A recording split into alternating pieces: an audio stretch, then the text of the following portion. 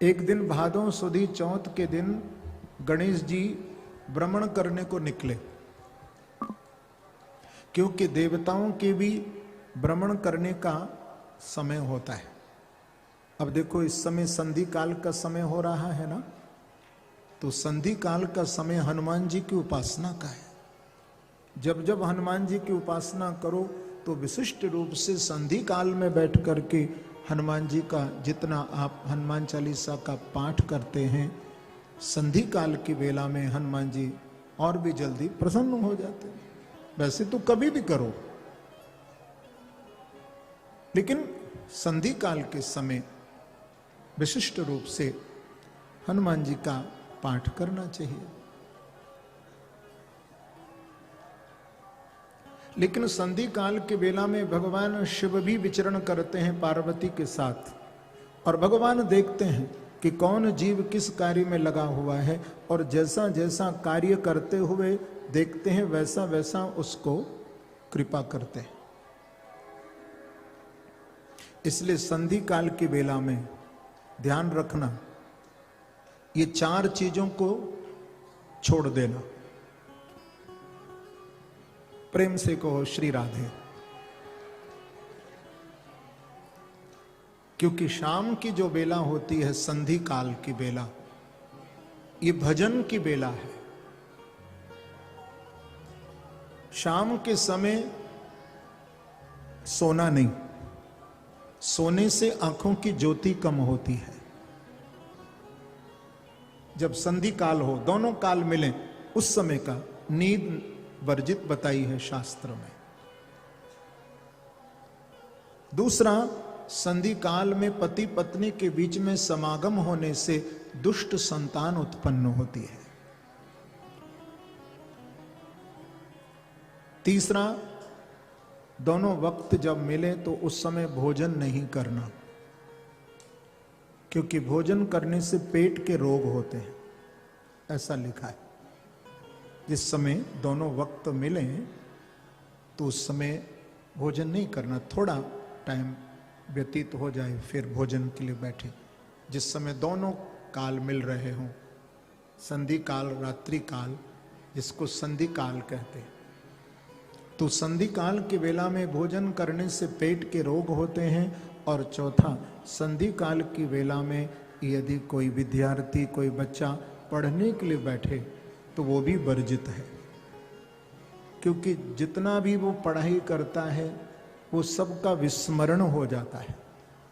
इसलिए संधि काल के बेला में शास्त्र में लिखा है कि चार चीजें वर्जित हैं, क्योंकि शाम का जो वक्त है ये भगवान का भजन की बेला है। संधि काल में बैठ करके, शाम के बेला में बैठ करके तो भगवान का थोड़ी देर के लिए ध्यान करो, प्रभु की पूजा करो, भगवान का पाठ करो।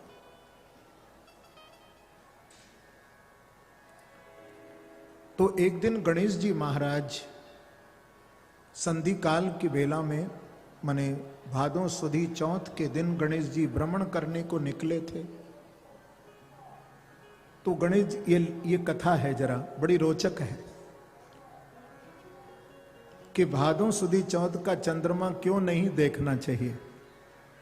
तो गणेश जी भ्रमण करने को जब निकले ना, तो गणेश जी का पांव फिसल गया और धम्म से गिरे।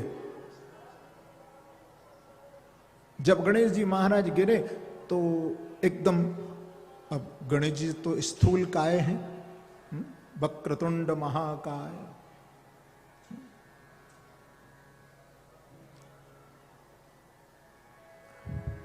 पर मैं तो कहा करता हूं कि कभी कभी मोटे होने का भी बड़ा लाभ हो जाता है। प्रेम से कहो श्री राधे।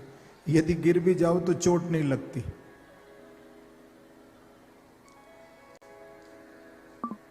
तो गणेश जी महाराज गिरे। अब देखो, कोई व्यक्ति यदि गिर जाए, पैर फिसल जाए, तो जल्दी से उठता है वो कि मुझे कोई देख तो नहीं रहा। तो गणेश जी महाराज भी एकदम चारों तरफ गणेश जी ने देखा कि मुझे कोई देख तो नहीं रहा, कोई मेरी हंसी तो नहीं उड़ाएगा देव। तो एकदम गणेश जी महाराज उठे। तो गणेश जी ने जब आकाश की ओर देखा तो चंद्रमा हंस रहा था,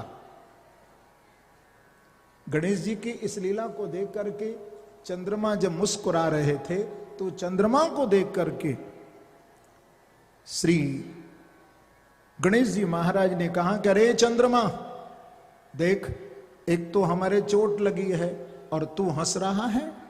देख, आज के दिन जो भी कोई तेरा दर्शन करेगा उसे झूठा कलंक लग जाएगा। तो भादों सुदी चौथ के चंद्रमा का कभी दर्शन मत करना। आज भगवान श्री कृष्ण को, क्योंकि भगवान को कलंक नहीं लगता, लेकिन भगवान जीव पर कृपा करने के लिए ऐसी लीला करते हैं कि भैया इस दिन के चंद्रमा का दर्शन मत करो, क्योंकि गणेश जी का श्राप है। और यदि कभी आप दर्शन कर लो तो इसका प्रायश्चित भी लिखा है। देखिए, दोनों प्रायश्चित मैं आपको बताऊंगा, लेकिन एक की आज्ञा दूंगा, एक की आज्ञा नहीं दूंगा। देखिए, एक प्रायश्चित इसका है कि यदि आप भादों सुदी चौथ के चंद्रमा को देख लें तो ऐसा लिखा है कि भाई किसी की ओर ईंट फेंक करके हमें गाली सुनना चाहिए। प्रेम से कहो श्री राधे। तो ये काम तो तुम करना नहीं तो मुझे ये आप पकड़ लोगे कि महाराज आपने ही कहा था। किसी की ओर ईंट नहीं फेंकना है, ये काम नहीं करना है। हाँ, यदि भादों सुदी चौथ के चंद्रमा का दर्शन आप लोग कर लें तो घबराइए नहीं। प्रातः काल उठिए, स्नान करिए और स्नान करके श्रीमद् भागवत ग्रंथ खोलिए। हिंदी में या संस्कृत में सिमंतक मणि की चोरी की कथा का यदि आप पाठ कर लेंगे तो आपके कलंक का मार्जन हो जाएगा।